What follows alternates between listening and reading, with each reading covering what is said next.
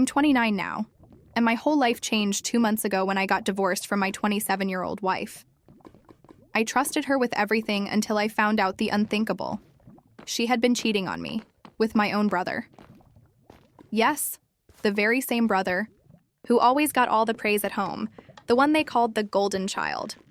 For years, I felt like an outsider in my own family. I never got a party for any accomplishment. They always made sure my brother was the one celebrated. I eventually stopped trying to fit in, choosing instead to build a life on my own. I first noticed something was wrong when my wife told me she was pregnant. At first, I thought, finally, some good news. But then her strange behavior raised alarms. Her constant calls from my estranged brother, his odd visits, and the way he'd be overly friendly around my wife made me suspicious. After a long night of doubts, I checked her phone. The messages were clear. I saw texts between her and him that confirmed my worst fear. The baby wasn't mine at all. Instead of a simple mistake, this was a betrayal carefully planned from the start. When I confronted her, she didn't try to hide much. With a heavy heart, she admitted that she'd been with him for a long time now. I felt so alone. Not only had I lost the love of my life, but I had also been cheated on by my own family.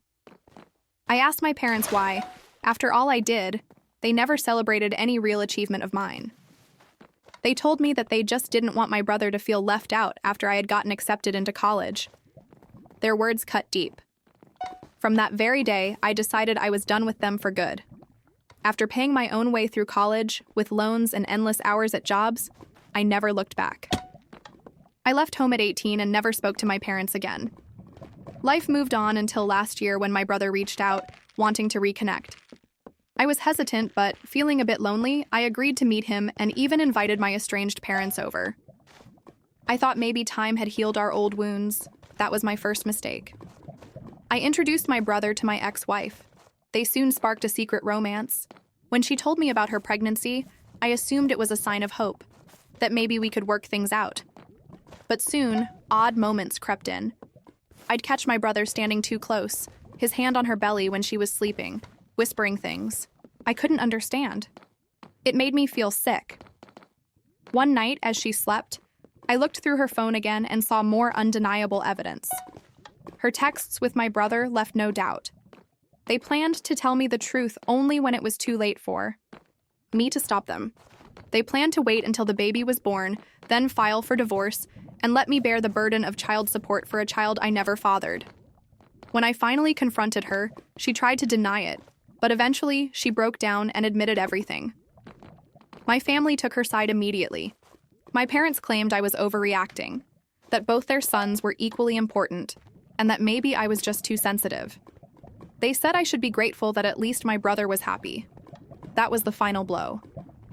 I cut all of them off. I felt betrayed by the people I had once called family. I was left with my divorce, a small settlement, and a new house I had bought with my savings.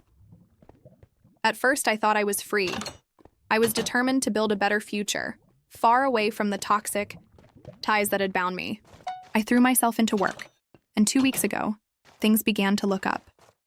I got promoted, earned a higher salary, and even received a new company car. For the first time in a long time, I felt proud of myself. To celebrate, I went out to dinner alone, at my favorite restaurant. But soon after, my phone buzzed with a surprise call from my mother. After years of silence, she wanted me to come home. I was confused and angry. Why should I visit the people who had once abandoned and disrespected me?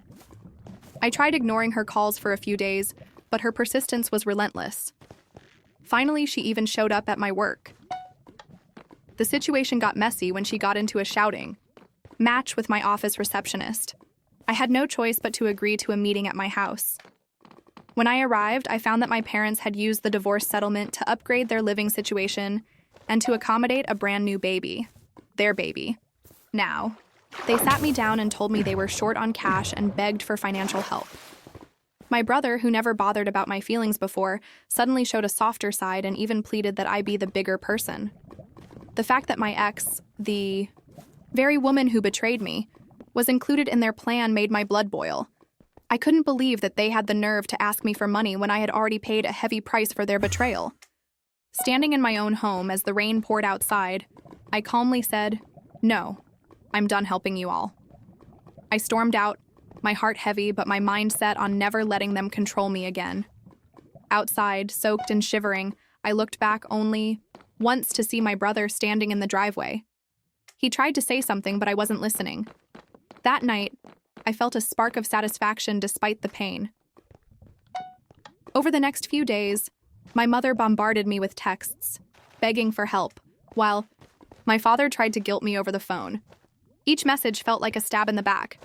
I had worked so hard to break free, yet here they were, still trying to pull me back into their web of lies. I told my mother to stop pestering me or I would involve my lawyer. I didn't even care if they were truly suffering. I wasn't going to be their safety net any longer. Then my brother came to my house a couple of days later. He spoke about how he was sorry about our childhood, about how he had always been the favored one, and that I should stop holding a grudge. He even laughed, saying that maybe I was just jealous of how everyone loved him. His words made my skin crawl. In anger, I told him to go find a job and stop wasting time trying to guilt me into giving them money. He got so mad he threatened to make me pay anyway, shouting that I would regret it. I just shrugged it off. His threats were empty, and I knew I could protect myself. A few more days passed, and finally my ex called me out of the blue. At first I was reluctant, but I figured it was better to get it over with than have her always contact me. On the phone, she acted calm and almost caring, saying that even though her family was struggling, she hoped I could be the mature one and help them out. She reminded me of all the times I was sheltered by them growing up, as if I owed them forgiveness for the betrayal. I told her simply that I had spent too much of my life being used by people who only cared about themselves, and that I wasn't going to pour money into their lies anymore. She burst into tears on the call, crying that I was heartless. I listened, but my heart was cold. I recalled all the times they had let me down, all the secrets and all the broken promises. In that moment, I realized I no longer cared if they suffered. I had already suffered enough. I agreed to pay a small sum for alimony because it was the law, but nothing more. I made it clear that if they continued to harass me, I would take legal action. This final stand was my way of breaking the cycle. Just 3 days ago, another twist of fate came my way.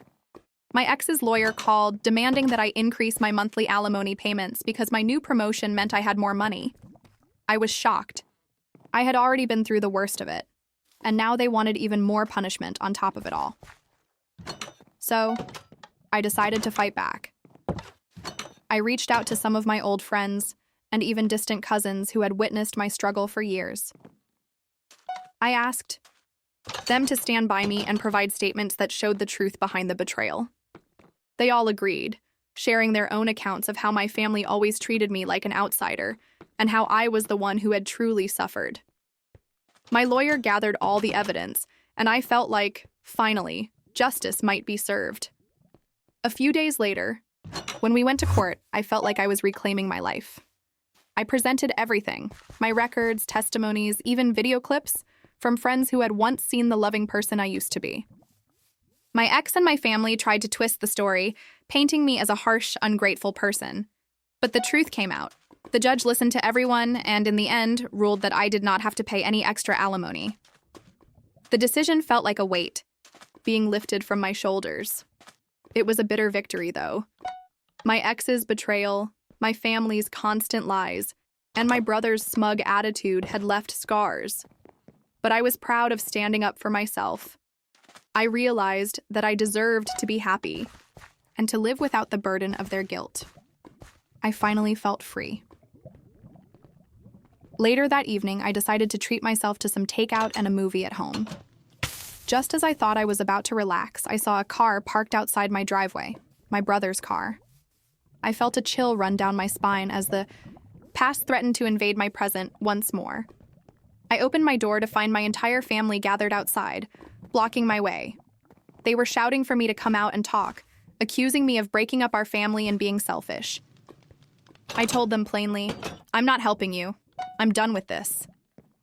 My father lectured me about responsibilities and loyalty, but my heart was hardened. The argument grew louder until my brother got so angry he reached out to grab me. I backed away, remembering that my peace of mind was more important than their guilt trips. I threatened to call the police if they didn't leave immediately. In that tense moment, I finally saw the truth in my own eyes. Their desperate pleas and aggressive posturing were nothing more than the actions of people who had always used me as a scapegoat for their own failures. I walked away in the rain, every step soaking me further, but with a clear mind and a strong will. It has now been a day since they left, and though my phone buzzes with angry messages and desperate calls, I no longer feel the old fear. I feel empowered, even if sadness still lingers. I know that cutting them out of my life is the only way I can truly heal. Even though I sometimes feel guilty for not helping them, I remind myself that I was never the one who truly cared for this family. They never supported me when I needed them most. Not long after I closed that painful chapter of my life, a new, equally bitter story unfolded. I was 33 when I got married, until I was betrayed in another way. This time, my wife, who was also 33, broke my trust by cheating with her own ex. It turns out that the man I caught on camera at her place was the father of her stepdaughter. I had always worked hard for my family. From daybreak to late at night, I managed the house, took care of our pets and her daughter, even giving up my old car so I could drive one of her fancy rides. I even did extra work at the law firm where she worked to keep us afloat. At first, I tried to forgive her. I hoped that the love we once had would overcome the pain. But then I caught her talking on the phone with him, making secret plans, and even joking about sneaking around behind my back. Every time I confronted her, she twisted the truth. She made me feel that I was the one who had pushed her away, that her actions were a reaction to my supposed neglect. I felt trapped and hurt. I realized then that nothing would ever be the same. After I found out she was pregnant, I demanded a DNA test because I knew deep down the baby wasn't mine. Instead of facing the truth, she rushed into an abortion. I was devastated. My heart broke all over again as I realized I was left with nothing. No wife, no home, and little support from a family that had once seemed so close. I left my job and my marriage last month. My real family tried to help me, but I struggled every day just to get out of bed and eat something. I lost almost everyone I cared about. My ex blamed me for everything. Her friends, our family, even the lawyer we once trusted stood on her side. I felt crushed, isolated, and betrayed once more. I tried to patch myself up slowly, but every day felt like a battle with my own sadness. I became so depressed and anxious that social gatherings left me in tears. Coming home after a long day on the road, I would sit in silence, feeling the loss of what I once had: my job, my car, my home, and it seemed that nothing in life could be fixed. Then, as if to add insult to injury, my ex announced at our divorce, hearing that she'd bring her old flame as a reminder of what I'd lost. Friends advised me to ignore it, but I was terrified that she would use his presence to shame me even more. I spent days thinking about how I could handle it without falling apart completely. By the time the hearing came, I felt a mix of anger and sorrow. I had prepared a statement detailing how I was the one who had been abused emotionally, and how, despite everything, I was trying to rebuild a life from the ruins. I knew deep inside that I was not the villain. I had never been toxic or controlling. The truth was, she had been manipulative from the start. After the hearing ended, I did what I did best to heal. I spent time in the gym, tried to reconnect with old friends, and slowly, I started to believe that I could rise above the pain. Still, I could not shake off the feeling that no matter how hard I fought, I would always be the one blamed for what happened. This past month, things reached a boiling point. At our final divorce meeting, my ex showed up with everything planned out, hoping to humiliate me in front of our lawyer and a few acquaintances. I walked into the courthouse with a calm mask on, determined not to let her act affect me. I listened to every word as she accused me of being a controlling, unreasonable husband, ignoring the truth that she had made my life miserable long before we got married. When I left the courthouse, I felt emptiness and relief all at once. The divorce was over, but I knew deep down that the damage was done. I had lost my home, my car, and parts of who I used to be. I tried to start over, but every step felt like a struggle against memories that kept haunting me. That day, after the papers were signed, I walked away from the courthouse and headed to a quiet place where I could be alone with my thoughts. I broke down in the car, wondering where I went wrong and questioning if I would ever find the strength to move on. I reached out to some friends for support, and they reminded me that I was not alone, even if it felt like the world had turned. It's back on me. Despite the bitter pain, I'm slowly learning to live again. I know I have a long way to go, but I'm taking it one day at a time. I'm learning that sometimes life throws you into deep waters so you can eventually swim better. I may have lost a lot, but I'm starting to rebuild my identity piece by piece. Both of these stories taught me hard lessons about trust, love, and family. Even though betrayal cut me deeply, I now see that my journey is about reclaiming control. I am determined not to let the actions of those who never cared for me define my future.